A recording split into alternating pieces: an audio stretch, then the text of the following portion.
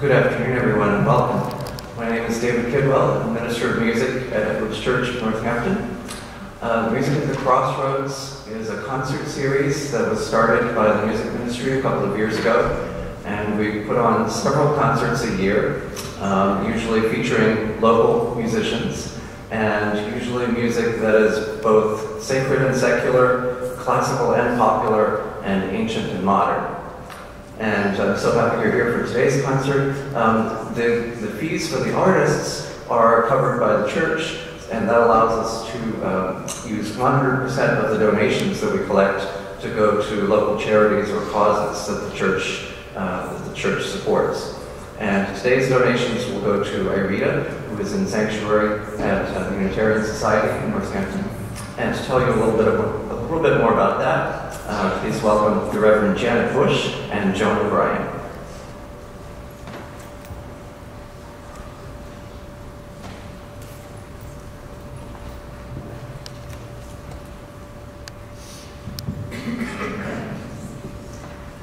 Good afternoon. I'm Joan O'Brien. I'm leader of the sanctuary team, and we're really happy to be here this afternoon. When we decided just about 2 years ago to become a sanctuary congregation, we knew we couldn't do it alone, and we haven't been doing it alone.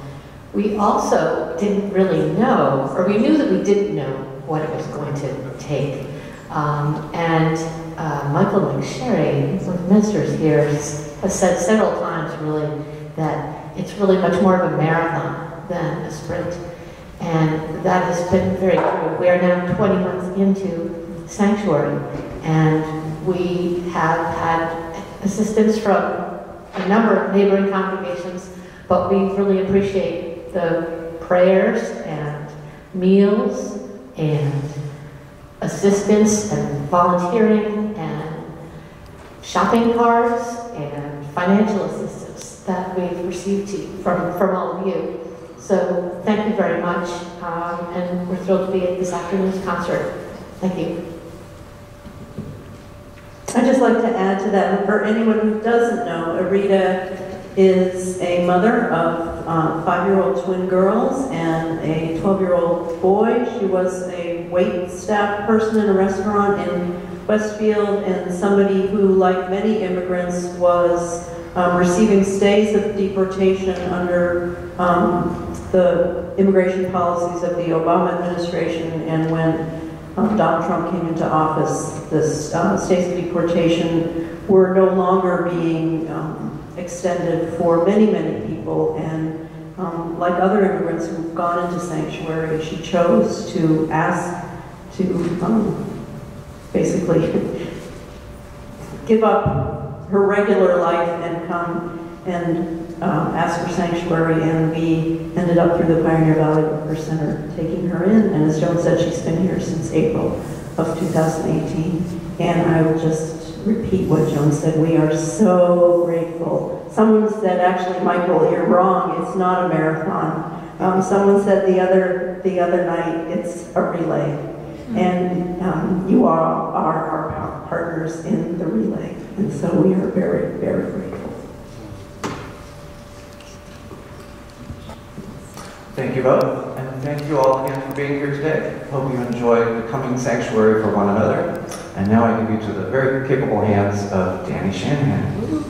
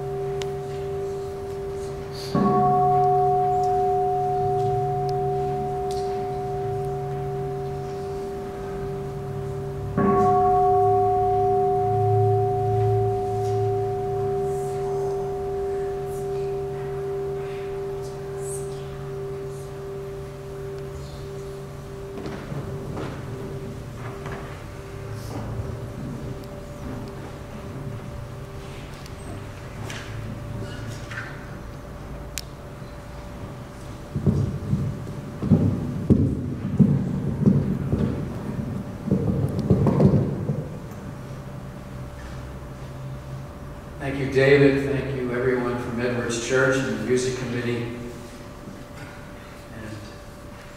for giving us sanctuary today. And thank you for bringing the sanctuary of your presence today. Thank you to those who have joined us for the past 6 or 7 years and those who have come for the first time. Welcome. Thank you. Becoming sanctuary for each other, this theme is continued from last year as the people and the earth itself are much in need of sanctuary today. And as you can see on the beautifully conceived cover of our program, which is the work of local artist Margaret Humbert Droz, we are the light we seek. And by taking time to pause and treasure what is sacred within us, we become sacred for ourselves and others.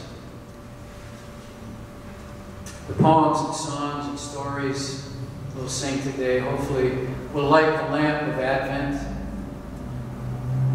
and will bring some peace to you in the midst of this busy but holy season. I'm blessed to have a garden of wonderful artists and long-term friends. I'd like to start with my wife, Carla B., who's really dedicated much of her life to the study and the singing of sacred texts. And oftentimes I'll be coming home and the house will be filled with those sounds. And she gets the Patience Award for keeping me inside the white lines, no easy task, after 33 years. And I don't know if this is anybody's first time and has not met or heard David Kidwell. I invite you to come anytime. He's brilliant, spontaneous, studied, organist, pianist, plays strings, he's choir master here. And oftentimes when I listen to David, my heart breaks open. And I hope that happens for everyone here today too. Robert Jonas is a dear friend and is founder of the Empty Bell, a sanctuary that contemplates the teachings of different spiritual traditions. He is, as you heard, a shakuhachi flute master. These flutes have been used in China, in ancient China, and also more recently, past couple of 100 years in Zen meditation centers. He's dedicated, as is his wife, Margaret Bullock Jonas, who's here today, in protecting the environment. He is a leader at the Kestrel Land Foundation, and Margaret is a creation minister, Episcopal minister, teaching people all over the country, and is an activist on how to deal emotionally and spiritually and psychologically with the cataclysm of climate change. And my good friends, Russell Marianne, Megan Moore, whom I met in the 70s. We've been doing performances like these. We had a little group called Drumming. And Russell is a storyteller and a great healer, a mythology student, and a good poet. And Megan is a storyteller. And I've always been impressed by her soulfulness and graciousness. And last but not least is Joe Johnson, who I've been working with in kirtans, chanting sessions over the past couple of years. And he joins us today, and he just had a baby. And Naomi and his wife, Autumn, and of course Ani Tuzman. I'm skipping over my notes here. Ani Tuzman has been a friend of ours for over 20 years, and she's a poet, a writing coach, and the author of the Baal Shem Tov, which you'll be reading from today. So we're going to begin the program now. Thank you again for coming. In this time of Advent, here's a poem that I am liberally dancing with by Danny Shannon. Now I wait. Now I wait, we wait in darkness for a dawn. Someone is arriving everywhere at once. Someone holy is arriving everywhere at once. With mercy, with a wave of voices, inner voices, voices around us, celestial bodies singing for everyone. The spirit of love rests upon everything today and in each moment. An angel's hand, someone, something, everything is sacred, everywhere at once. Someone, something, everything is sacred, everywhere at once. This is a Gregorian chant. It's taken from Ecclesiastes in the Book of Wisdom from the 4th century.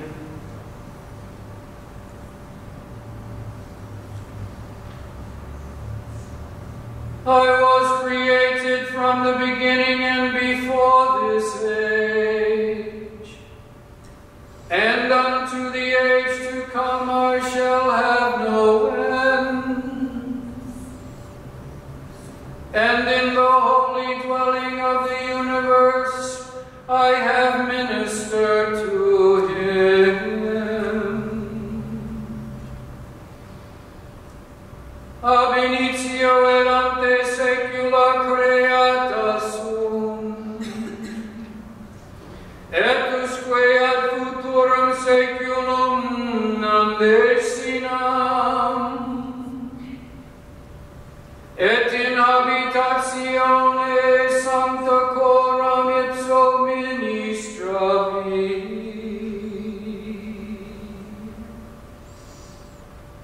I was created from the beginning and before this age, and unto the age to come I shall have no end. And in the holy dwelling of this universe I have ministered to him.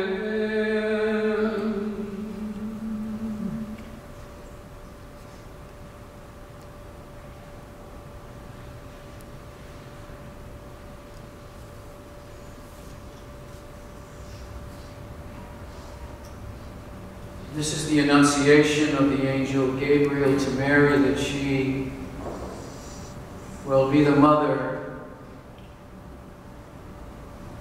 of Jesus. The angel Gabriel spoke to Mary, saying, "Hail, full of grace. The Lord is with thee. The Lord is with thee. Blessed art thou among women." Gabriel angelus locutus est Maria dicens, Ave gratia plena, Dominus tecum, benedicta tu in mulieribus. Ave gratia plena, Dominus tecum, benedicta tu in mulieribus.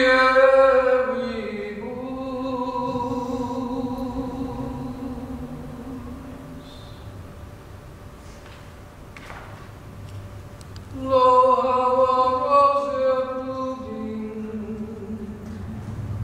from tender stem hath sprung, of Jesse's lineage coming, as men of old hath sung.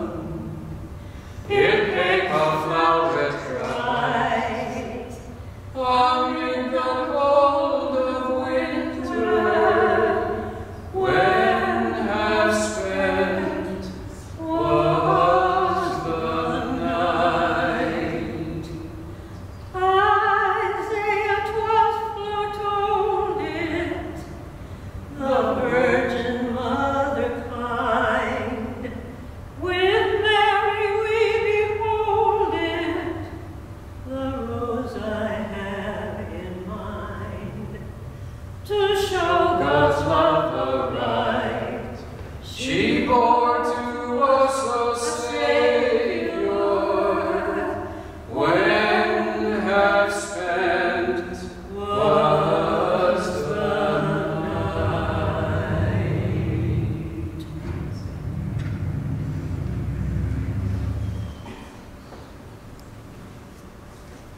Here's a poem from Rumi, 13th century mystic.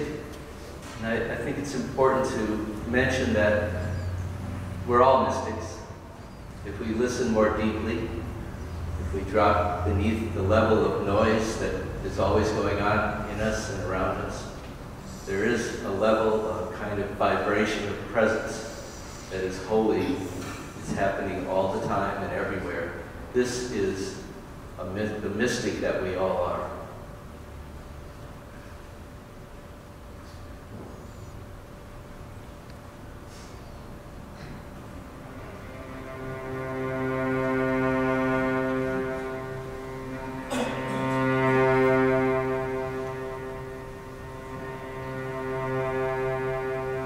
You came suddenly, like a resurrection, like an infinite blessing.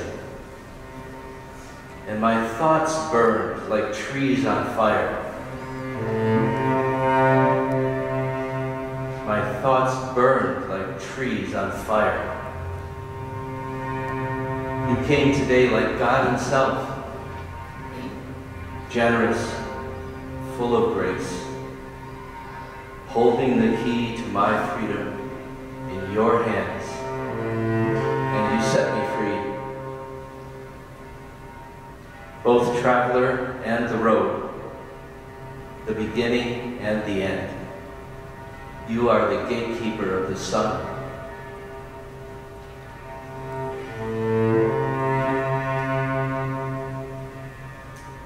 For so long I have lived in pain, suspended between my longings and my need for bread.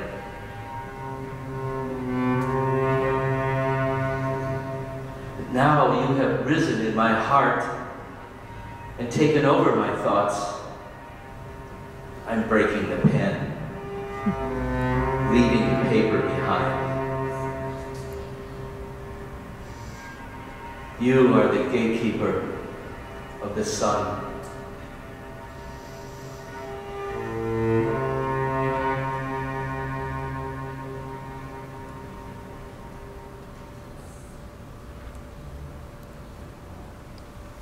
The Tremble of Love, a novel of the Baal Shem Tov, is inspired by the legendary spiritual master Rabbi Yisroel ben Eliezer, known as the Baal Shem Tov, the good master of the name, who beckoned forth love from the hearts of rag pickers, ruby merchants, midwives, and murderers. Set in the 1700s in the Polish-Lithuanian Commonwealth, this reimagining of one of history's most revered and revolutionary mystics transports readers back in time to experience the true meaning of power and the timeless grace of love. So come back with me now to 1745 in what is now Ukraine, as Gershon, an esteemed rabbi and judge in the rabbinical court of Brody, joins the mysterious and baffling Yisroel, who has been an enigma to him since their first encounter. Eager for an opportunity to accompany his brother-in-law, Gershon asked Yisroel if he might join him, to which Yisroel readily assented. Early the following morning, Gershon donned heavier than usual boots, knowing that Yisroel had begun making his way to the city's outskirts by foot. After Gershon and Yisroel had walked quite a distance, it became clear that his brother-in-law had no destination in mind. Gershon had heard from Hannah and others who walked with Yisroel that this was often the case until a particular destination became apparent to Yisroel. Then he would make his way with clear determination and purpose to the person or place that had revealed itself. Today, Gershon was led to a hut, the home of blind Enoch, who in his younger, more able days had been a peddler of tin wares. Enoch had not always been blind. He had lost his vision gradually. Once completely blind, the peddler made his way through perpetual darkness with his wares. Citizens joked that although everything else had disappeared, the Tin Man could always find himself because of the rattling of his cups attached to his rickety cart. Now an old man, Enoch lived from the charity of others.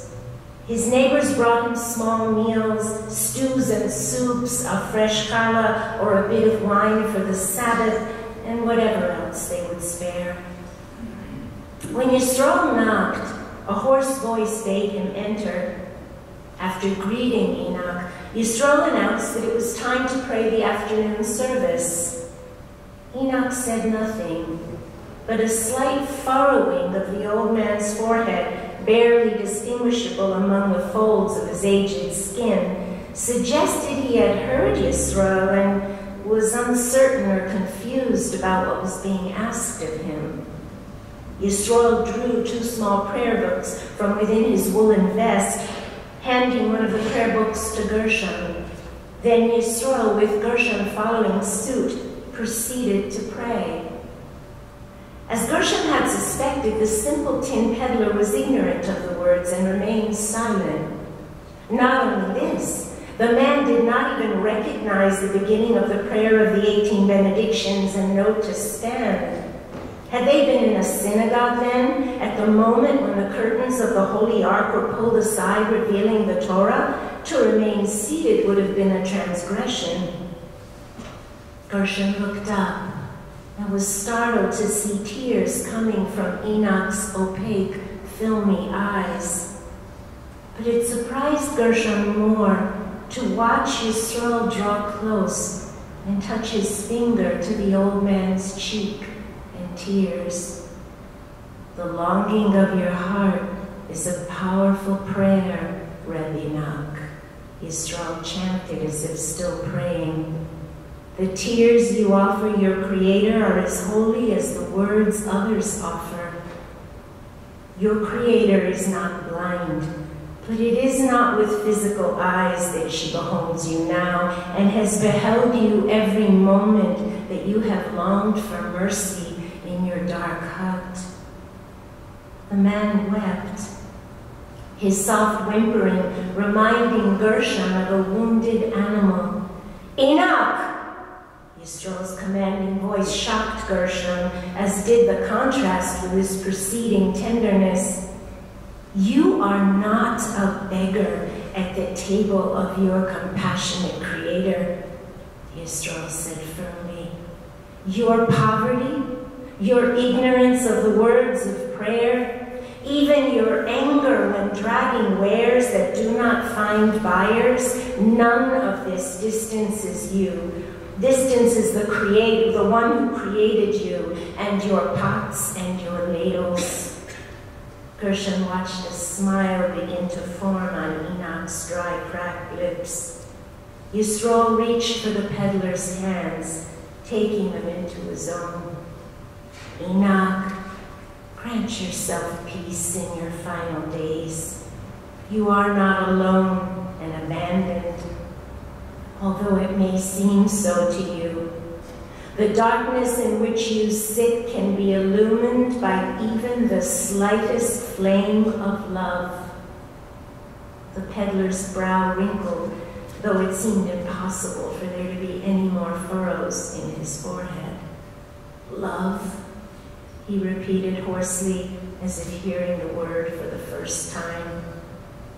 Rebbe Enoch, now is the time to strike a holy bargain with God, Yisroel said.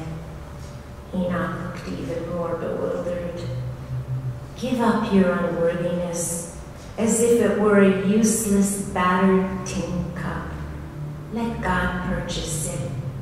payment shall be the only currency God uses. Love. Just a mere coin of divine love can fill your heart and your hut with the light you crave.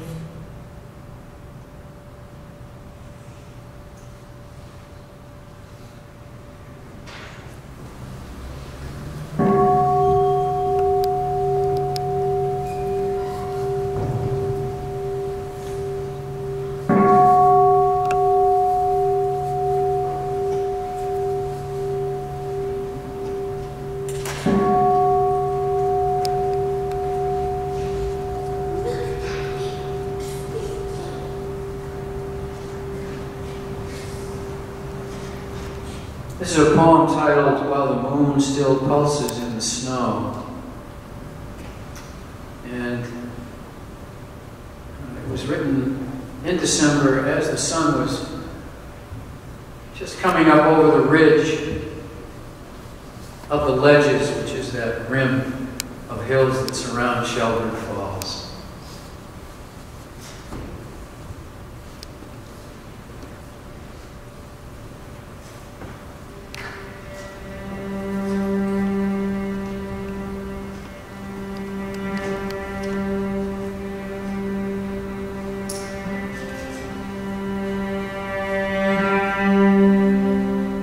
While the moon still pulses in the snow at dawn,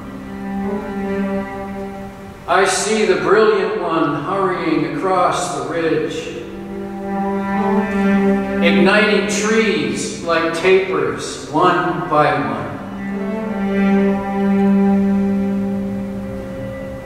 There are scriptures that say, the teacher has become this very universe. There are scriptures that say, the teacher has become this very universe.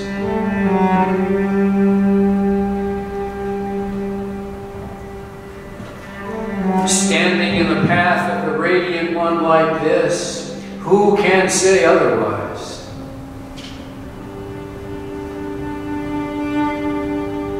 Whether in the mosque of time, or the sanctuary of unfathomable space, she has blessed us in every room of her mansion.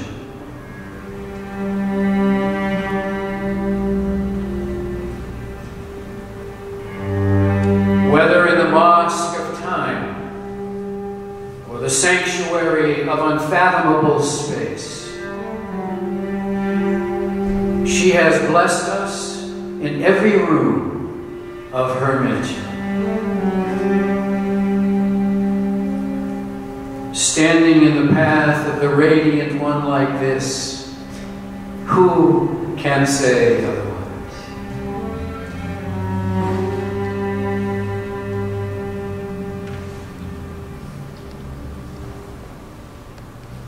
My Lord, what a morning! Oh, my Lord, what a morning! Oh, my Lord, what a morning! Oh, when your stars begin to fall. Oh, my Lord, what a morning! Oh, my Lord, what a morning! Oh, my Lord, what a morning when your stars begin to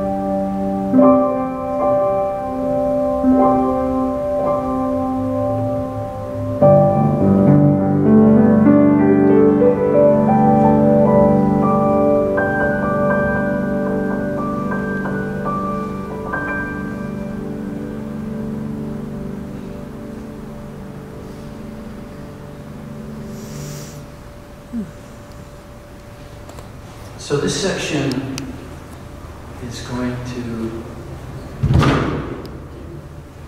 be about refugees. And we're beginning with the story of Jesus, Mary, and Joseph from Matthew in the Gospel, and their escape from Bethlehem to Egypt, which then resonates with the great Exodus of the Jewish people from Egypt. And Megan will be reading a story, a poem about refugees. And it just seems that the entire globe is in a state of fleeing from an incomprehensible unkindness. And so we wanted to include a section on refugees. And there is one piece here that I'll be reading as well that talks about the unkindness to the earth. And that the earth is actually, like you and I are daughters of the great mystery, so too is the earth. Refugee story. The first glimpse that we have of the significance of this moment, we also read in the Gospel of John that there is darkness, but a light shines in the darkness, and the darkness will never overcome it. The escape to Egypt.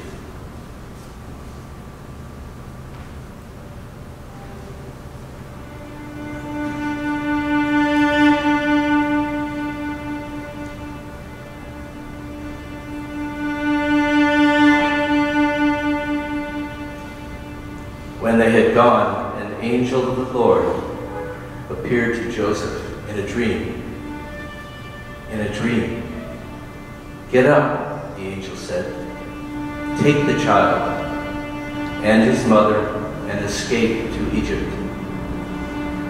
Stay there until I tell you, for Herod is coming.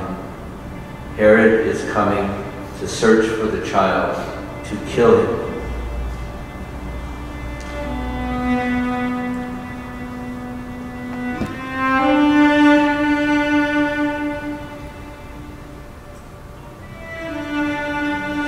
So Joseph got up, took the child and his mother during the night, and left.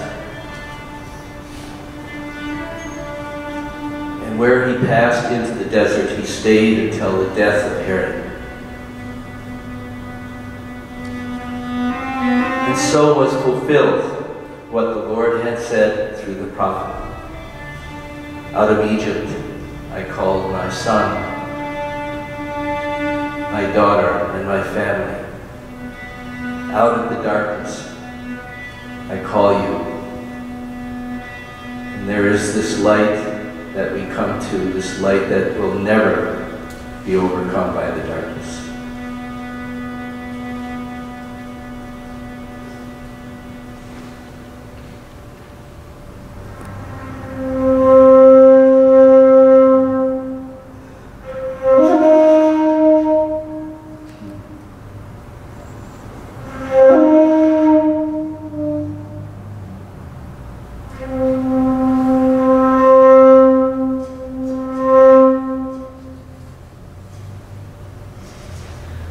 Uprooted.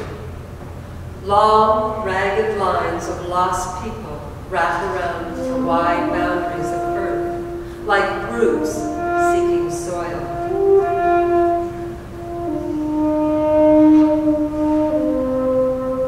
Day after day they walk, trudging onward, leaving behind a little or the much that they once had.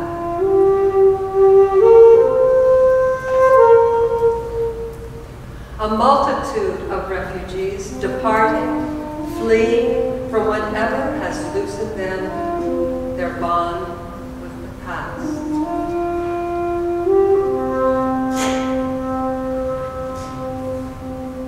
Poverty-worn workers trying to cross unwelcome borders, seeking jobs, homeless ones walking away from rubble and debris, tattered by earthquakes, fires, floods, the terrified running from rebels and dictators, others fleeing the chaos of uncertainty and wounds too old, too deep to heal.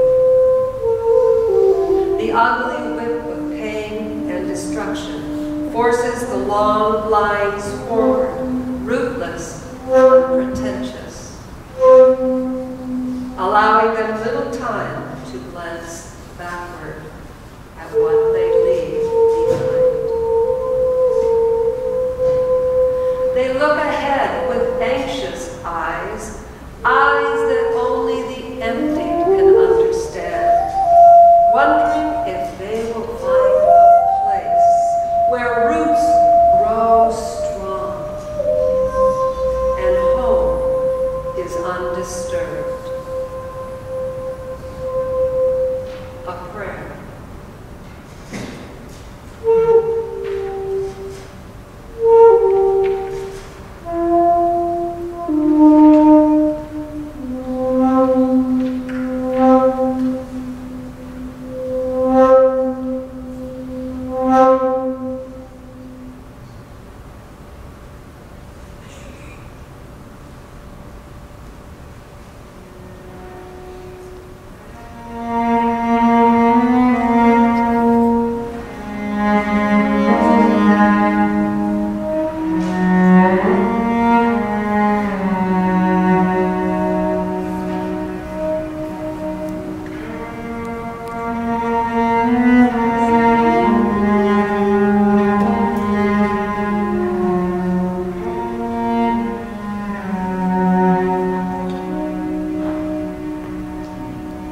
Yea, though I walk through the valley of the shadow, thou art with me. Though my heart's been torn on fields of battle, thou art with me. Though my trust is gone and my faith not near, in love's sanctuary, thou art with me. Through desolation's fear and fear's dark thunder, thou art with me. Through the sea of desires that drag me under, thou art with me. I've been traded in like a souvenir, but in love's sanctuary, thou art with me.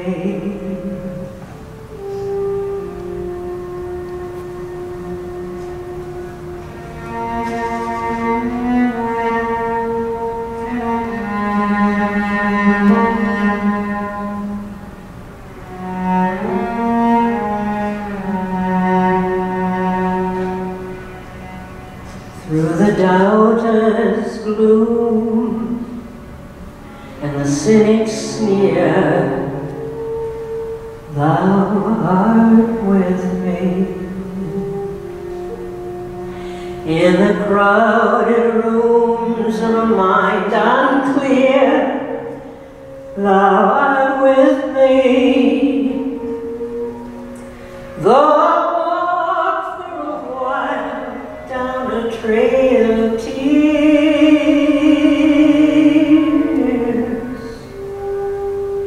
in love's sanctuary, thou art with me. In love's sanctuary, thou art with me. In love's sanctuary, thou art with me. in love's sanctuary, thou art with me.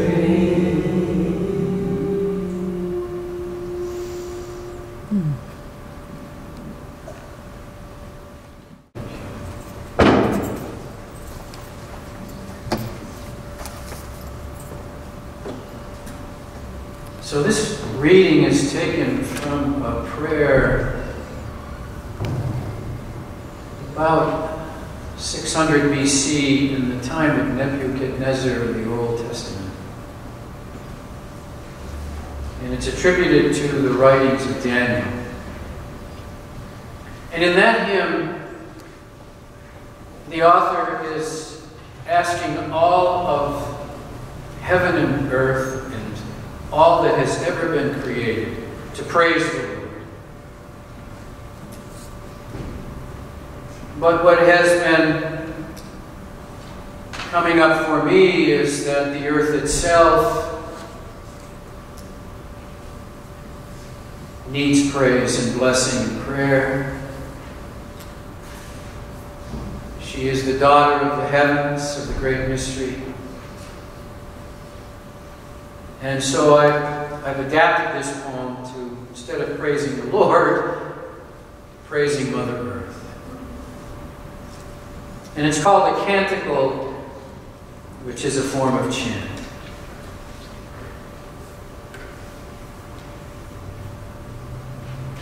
Mother of all the planets and black galaxies, bless the earth.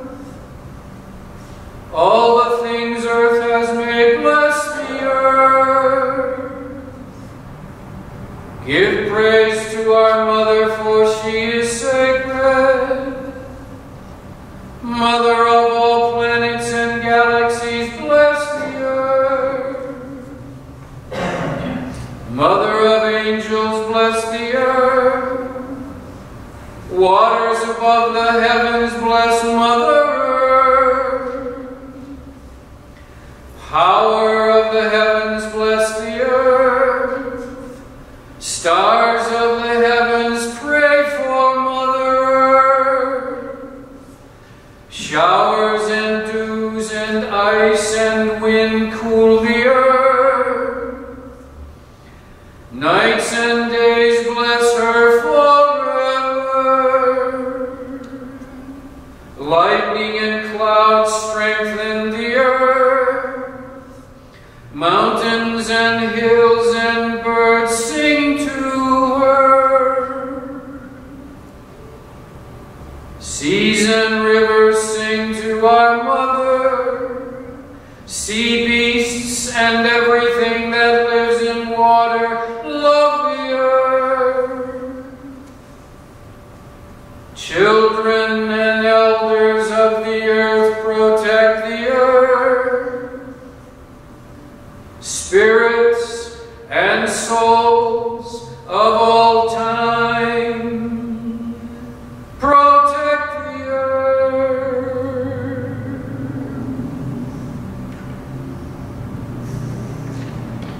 Here are a few lines from St. Teresa of Avila, 16th century Spanish nun, leader with St. John of the Cross of the Discalced Carmelite order.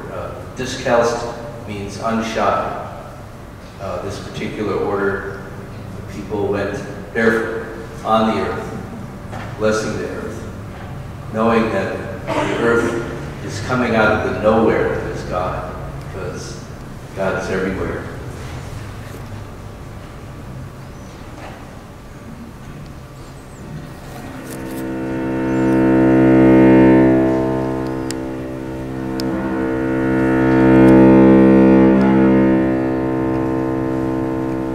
Christ has no body now but ours, no hands but ours, no feet but ours. Ours are the eyes that through Christ's love and compassion look out upon the world, our eyes. Ours are the feet, the through which he used to go about doing good.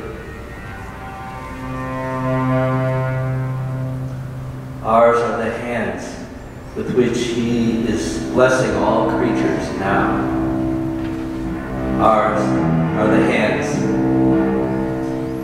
that through Christ are blessing all creatures now.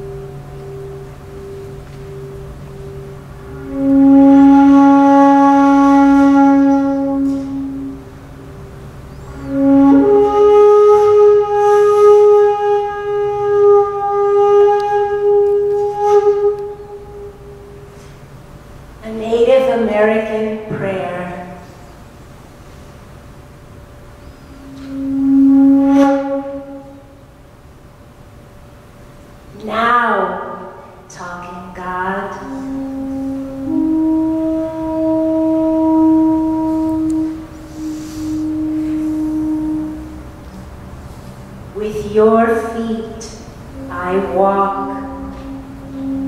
I carry forth your body. For me, your mind thinks. Your voice speaks through me.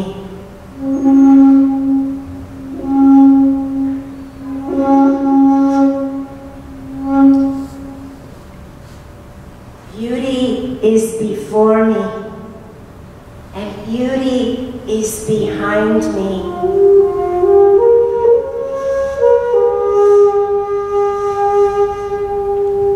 Above and below hovers the beautiful. I am surrounded by it.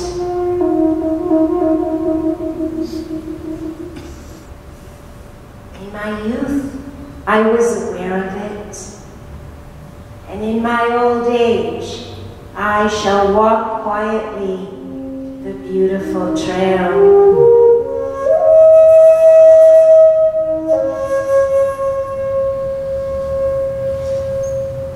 With your feet, I walk. I carry forth your body. For me, your mind thinks.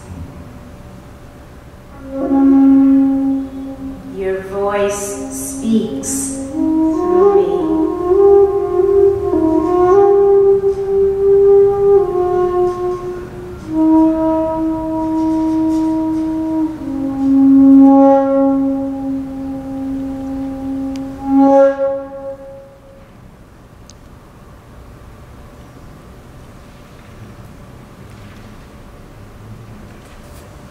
A Story of Sanctuary, The Star Money, a fairy tale by the Brothers Grimm.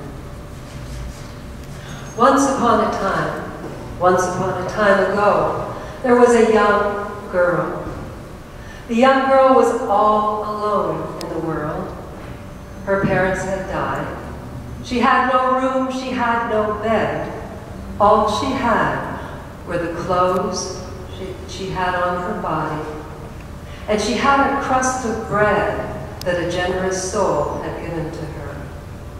And so, because she felt all alone in this world, she decided that she would walk out in the open countryside, and there she would pray to the God of heaven and earth, and she would travel where the path led her.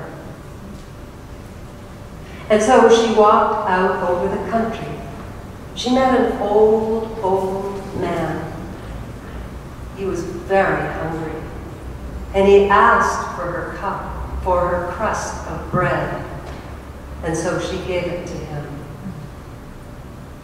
And as she walked along the path that became less trodden, a child stopped her. And his head was cold. and so she gave him her hood. And another child came to her who asked for her cloak, and of course she gave her cloak. And as she walked farther on where the path was less traveled upon, another child came to her, a boy who had no shirt. And so she gave him her shirt. And then, as she was about to enter into the forest and the night was falling, another child came to her and asked for her undershirt. And the young girl looked down and saw that that was all that she had left. And then she saw that it was dark, and she saw that she was in the forest, and she saw that there was no one there. And so she took off her shirt and gave it to the child. And so she stood naked in the forest, in the dark, with nothing. And she looked up at the sky, and she saw that the sky was full of stars. And she looked up at the sky, and she saw that the sky was full of stars there in the night sky.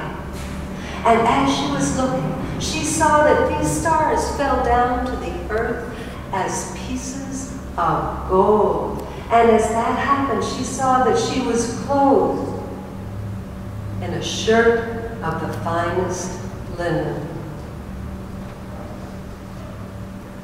And that young girl walked out of the forest, and she walked along the path, and whomever she saw, she gave what she had.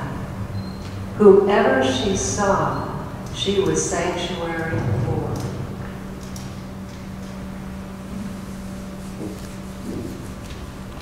A few years ago, I was on retreat in a little cabin west of the Quabbin Reservoir.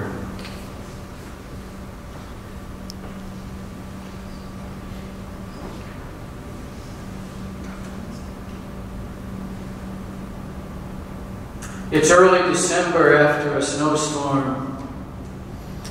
I'm snowshoeing into the Quabbin watershed, tracking a luminous shaft of light cascading out of the dark clouds down into the pines.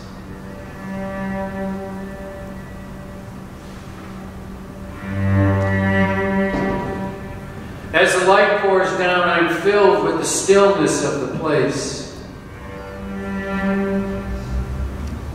And like the hemlocks, the boughs of my body and mind are blessed with the peace of new snow. And like the hemlocks, the boughs of my body and mind are blessed with the peace of new snow.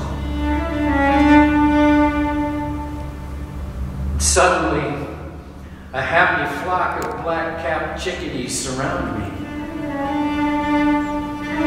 And their fluttering feathers and their sweet, thin, noted song enhances my delight.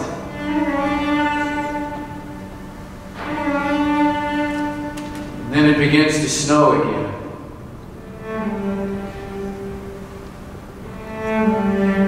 And I'm open enough now with awe to observe how each snow crystal falls from the sky, lands on the hemlock bough, tilts slightly, and then hooks onto another flake.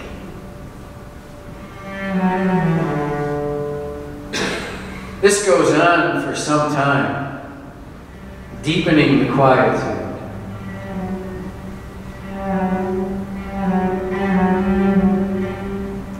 And I realize I am alone with God, or an angel of creation who is at play, patiently stitching time and the world and you and I together, one gentle, thoughtful act at a time.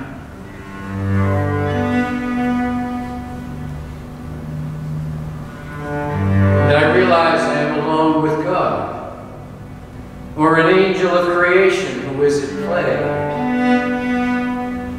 patiently stitching time and the world and all of us together, one gentle, thoughtful act at a time.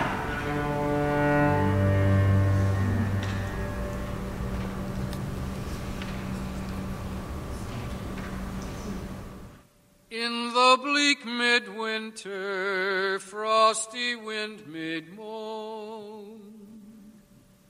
Earth stood hard as iron, water like a stone. Snow was falling, snow on snow, snow on snow. In the bleak midwinter, long ago. Oh, what can I bring him, poor as I am? If I were a shepherd, I would bring a lamb. If I were a wise man, I would do my part. Yet what I can, I bring him my heart.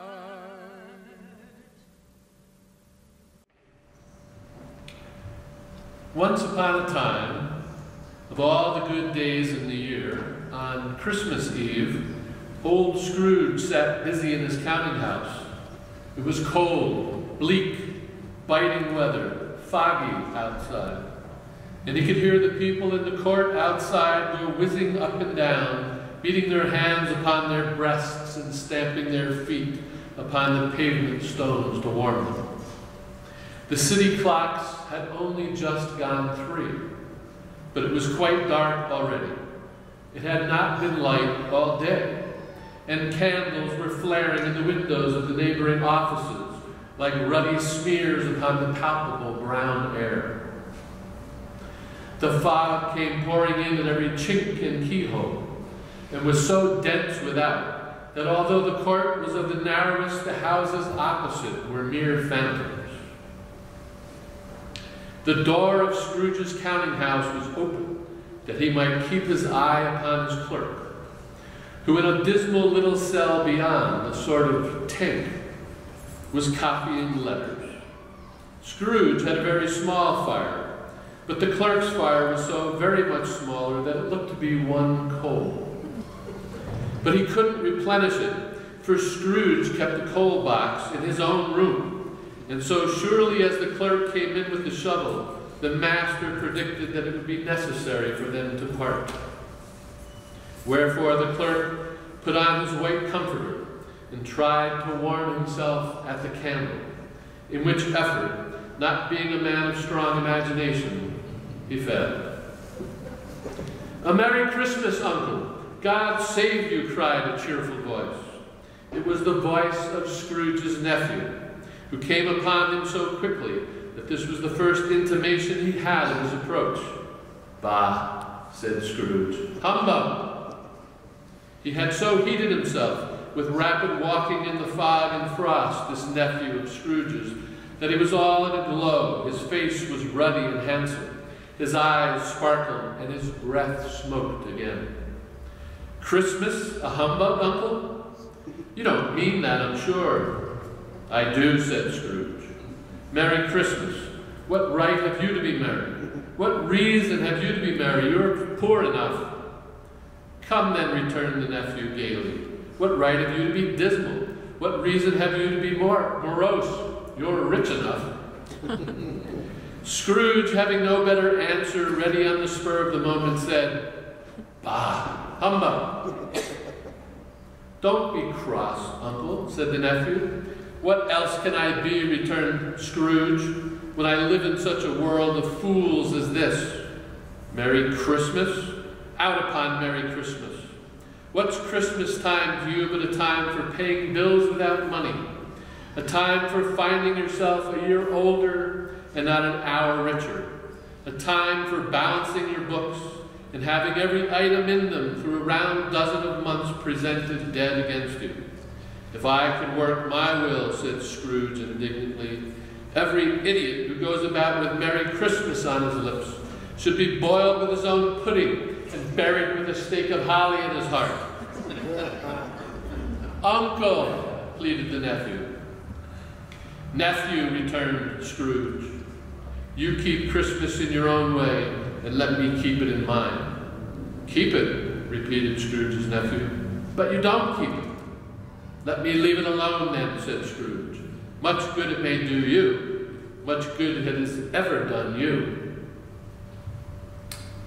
And then the nephew says, there are many things from which I might have derived good, by which I have not profited, I dare say. Christmas among the rest. But I am sure I have always thought of Christmas time, when it has come round, apart from the veneration due to its sacred name and origin, if anything belonging to it can be apart from that, as a good time, a kind, forgiving, charitable, pleasant time, the only time I know of in the long calendar of the year, when men and women seem by one consent to open up their shut hearts and to think of people below them as if they really were fellow passengers to the grave, and not another race of creatures bound on separate journeys. And therefore, Uncle, though it has never put a scrap of gold or silver in my pocket, I believe that it has done me good, and it will do me good, and I say, God bless it. God bless Christmas Day. And so, as Tiny Tim observed, God bless us, everyone.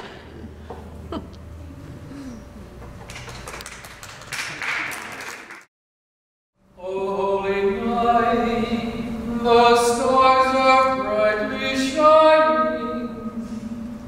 It is the night of the dear Savior's birth. Long lay the world in sin and error pining,